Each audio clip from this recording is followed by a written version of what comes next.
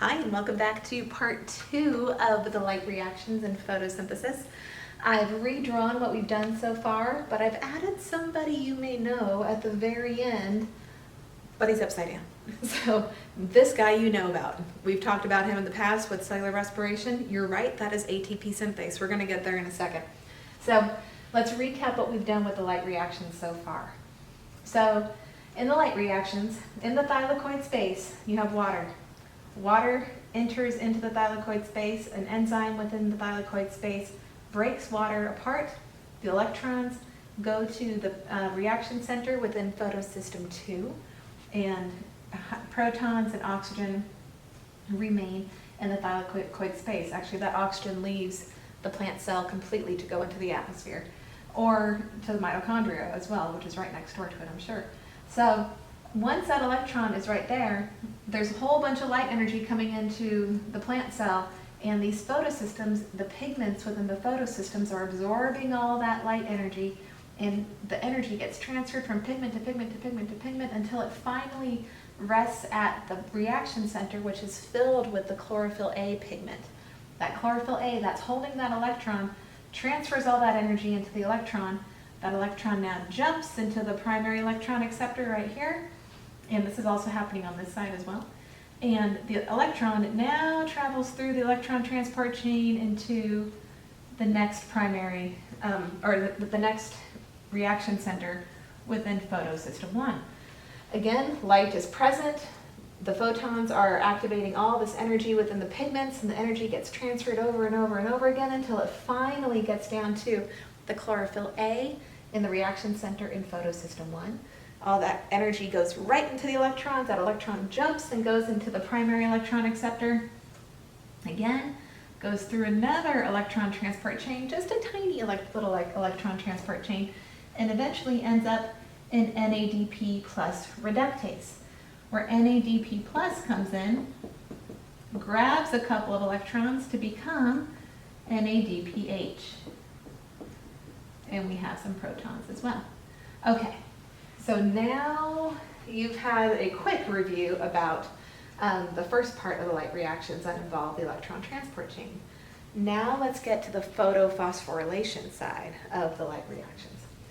Remember from cellular respiration, as electrons are going down the electron transport chain, they have the ability to help propel a proton against the proton gradient. They create this proton motive force. Same thing is happening during photophosphorylation. So during photophosphorylation, as these electrons are going down this electron transport chain right here, they're able to take a proton that's hanging out in the stroma, because it's very low concentration of protons out in the stroma, and they take a proton and they propel them into the thylakoid space. So I have this hydrogen proton right there, and now I have this high concentration of protons in the thylakoid space.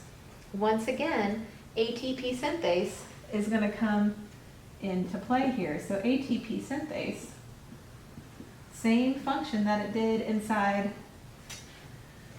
the mitochondria. I'm just going to erase this to give some space here.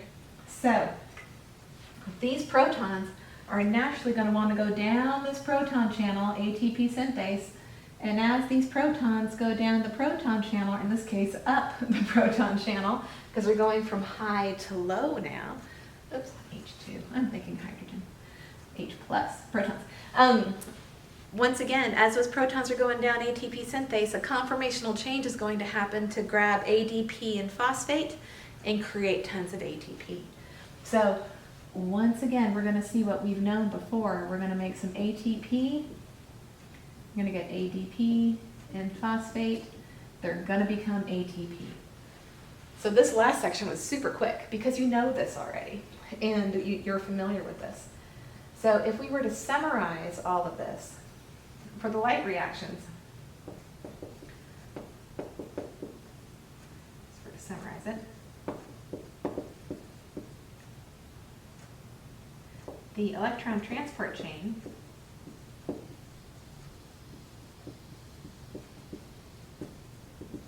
the whole point of the electron transport chain is this part right here, is to create NADP plus, or NADPH, forgive me, is to create these electron carriers. The electron transport chain makes the NADPH electron carriers. The other thing that the electron transport chain does is it provides the proton motive force for photophosphorylation to occur. So using the proton motive force,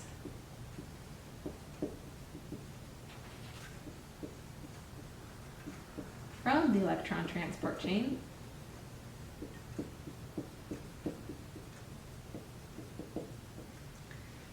protons essentially can enter ATP synthase to create ATP.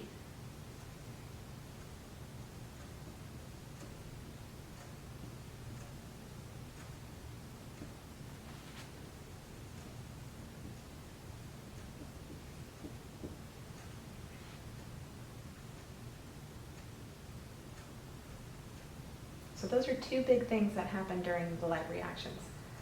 The biggest thing that's important to us is that, making oxygen. Because without the oxygen, that's not good for us. But, so for the light reactions, this whole mechanism stuff right here that's happening, this electron transport chain, ultimately the final electron acceptor in this whole entire thing is NADP plus reductase that enables NADP plus to become NADPH. And the proton motive force that's made during the electron transport chain allows a proton to get propelled against its concentration gradient, and that proton can now enter ATP synthase to make ATP. So there's three things: making oxygen, making electron carriers, and making ATP. That's the light reactions for photosynthesis. And I'm going to start with our next section, which is the Calvin cycle, because that section was pretty quick, but I'm hoping you all got it. So that is a summary of the light reactions. Let's get into the last part of photosynthesis, which is the Calvin cycle. You're going to see how the two big products we have from the light reactions, which is NADP plus and ATP, how those help feed into the Calvin cycle. So here we go.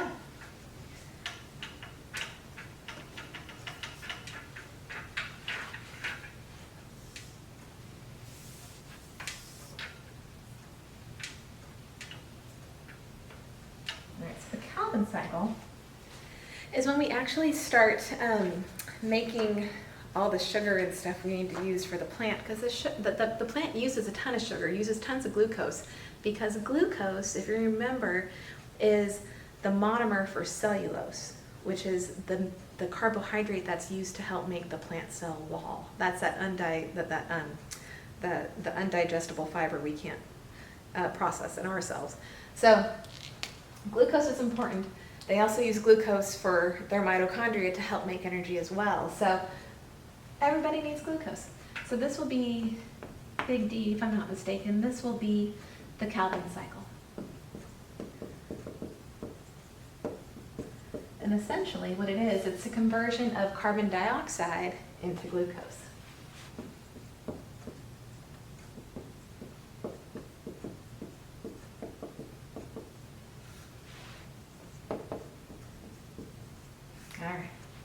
So for the Calvin cycle, there's 3 phases in the Calvin cycle. And in order to keep it a little bit simple, because there's so many functional groups that are hanging around all these different carbon chains that are between carbon dioxide and glucose, you're going to see how things get added and subtracted and things like that. There's all these functional groups. I'm just going to wipe them away, and we're just going to deal with carbon count to make it a little bit easier. So remember the Calvin cycle, this is occurring in the stroma, occurs in the stroma. All right. So what happens is the carbon dioxide gets absorbed into the cell. So we have CO2.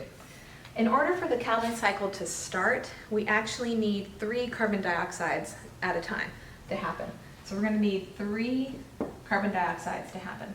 And I'm just going to start writing this as 3C, because I'm going to take the oxygens off from here on out. We don't need it anymore. And there are molecules in existence already in the chloroplast that this carbon dioxide is going to get attached to as soon as it gets into the stroma. So this is what's going to start off the Calvin cycle. There's an enzyme, and it's an abundant enzyme in nature. It's called rubisco. This is one of the enzymes that doesn't end in ACE. But what rubisco does, so I'm going to put rubisco on this part right here, rubisco. And I'm going to say enzyme on here because it doesn't end in ACE, so it may not just click in your head as an enzyme right away. But what happens is rubisco grabs the carbon from carbon dioxide and attaches it to this 5-carbon sugar, or this 5-carbon backbone, I'll just say it that way. And that is a short-lived intermediate, and it becomes something else. So here's what happens. We call this the carbon fixation stage. So this portion right here is part 1 of the Calvin cycle. This is carbon fixation. And here's what that means. Just like I said, rubisco is grabbing the carbons from carbon dioxide and attaching them to a 5-carbon molecule. So if I have a 5-carbon molecule, 1, 2, 3, 4, 5, and I actually have a phosphate at the end of that molecule, which is important, that's good. And so I have 3 of these, so I'm going to have 3 of these as well. And the carbon from, this is the same thing right here, I'm just shortening it. The carbon from this carbon dioxide is going to get attached to this 2nd carbon right here. So that guy is this guy right here, okay? So that's what rubisco does. This is a very short-lived intermediate. What happens right away is that this gets cut in half. So this becomes 6 CCCPs. So we actually cut that right in half. Ooh, I forgot, forgive me. There's another phosphate on this side. So if you were to cut it right here, you get 6 of those, okay? That guy right there is called 3-phosphoglycerate. I'm not worried about the nomenclature on things, but I'm going to put that on there in case you ever want to look back on your notes and wonder, what is that molecule? You're not seeing all the functional groups around here. I'm keeping it very simple, but it's 3-phosphoglycerate. It's 3-phospho because the phosphate is on the 3rd carbon. And a glycerol is always a 3-carbon sugar kind of base kind of thing to it. So what happens now is that 3-phosphoglycerate gets converted into what we call 1,3-bis-phosphoglycerate. So now you're going to have, actually I'm going to say, yeah, so I'm going to have 6 P, C, C, C, P. So it gets converted into this. So essentially what we did is this 6 carbon, carbon, carbon phosphate became 6 phosphate, carbon, carbon, carbon phosphate.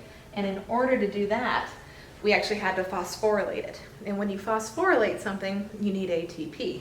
So in order for this to happen, we actually had to put in 6 ATP, and we made 6 ADP. So this whole process uses a lot of energy in order for things to happen. Now the next step, this is what we call the reduction step. When we're reducing something, remember we're gaining electrons. So this is a 1,3-bis-phosphoglycerate. I apologize, but the names for these I'm not too worried about for you. But this next step right here, this is the 2nd phase. So this whole part was carbon fixation. How do you get the carbon from the atmosphere and attach it to something inside the cell so we can actually start making sugar? We're fixing it into place. The second part is the reduction step. We're going to reduce, we're going to gain some electrons. And now this is going to create the compound that we use to make glucose later on. So this next compound that gets made is called glyceraldehyde 3-phosphate. And this guy looks like this. I'm actually going to create one that leaves and some that continue. So it's C, C, C, P again. Again, you're not seeing all of this, but this is glyceraldehyde.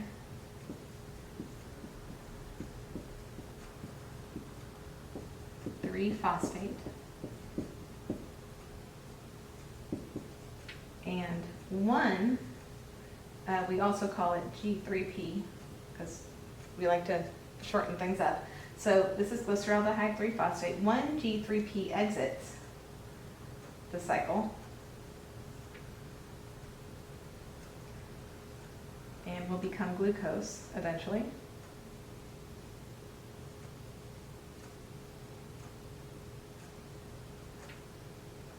But 5, because now we have 6 of these, 5 CCCP continue in the cycle, okay? And those are going to help become the next generation that will help acquire carbon dioxide again. So this will be the CO2 acceptor. They're going to get tweaked a little bit to become that. So if I'm looking at this, I have 5 of these. So I have 5 times 3, so I have 15 carbons there, right? I'm going to turn this into a 3x5. I'm going to make 3 5-carbon backbone instead. So this is going to get converted into 3, 1, 2, 3, 4, 5. So I can go back into that again. Because remember that this carbon is from here. And what I've done is just make this whole process happen again. So I have this whole thing again. That's what we've done. So I'm going to re-explain all of this because I know it looks pretty. It doesn't look very cyclical, and I apologize. I'm used to working on a really big board where I can do this. But this would be step number 3, regeneration of CO2 acceptor. Okay, so let's break this down again. So in the very beginning, we're bringing in CO2. I'm just making it 3 C's right now. So 3 carbon dioxides, so 3 carbons, are going to react with rubisco, this enzyme. This enzyme is going to strip the carbons from carbon dioxide and attach it to this 5-carbon chain right here. That's short-lived because that gets split in half right away to become 3-phosphoglycerate. So now I have 6 of these 3-carbon chains with the phosphate on it. I want to have another phosphate on the other side, so I'm going to take ATP and phosphorylate it. So now I have 2 phosphates with my 3 carbons. So I have 6 of those. Now I need to reduce it because I need to give it some electrons so I can make some glucose later on. And so when I reduce it, and this is when I'm actually dropping off my electrons on it, so my electron carriers are finally coming into play. I'm going to be using my 6 NADPH are going to reduce, and they're going to become 6 NADP+. So my 2 electrons from NADPH are going to attach to this to become glyceraldehyde 3-phosphate. I make a total of 6 glyceraldehyde 3-phosphates. One of them leaves the cycle to become glucose later on. And so I actually need 2 of these to become glucose, so I'll need another round of the cycle. 5 of the glyceraldehyde 3-phosphates, 5 of the G3Ps, will continue in the cycle. And what happens, they get modified to become the CO2 acceptor. This 5-carbon chain again, they're going to get modified and we're going to keep this cycle going. So the 3 stages are carbon fixation to get the carbon out in the atmosphere. We got our reduction to create our G3P, and we're going to regenerate our CO2 acceptors so we can keep this cycle going. The number of carbons and stuff like that and all that don't really matter, but if you can write this story out, if you can tell this story that the whole reason we have the Calvin cycle is because we need to get the carbon out of the atmosphere. That carbon gets attached to another carbon backbone within the cell, within the stroma, and that carbon chain gets converted into something that can be used to make glucose eventually, like 2 rounds of this and you're going to get glucose pretty soon. And then we keep it going so we can keep acquiring carbon out of the atmosphere over and over and over again. So we get carbon, we reduce it, we get what we need, and we regenerate the CO2 acceptor so we can keep this going over time.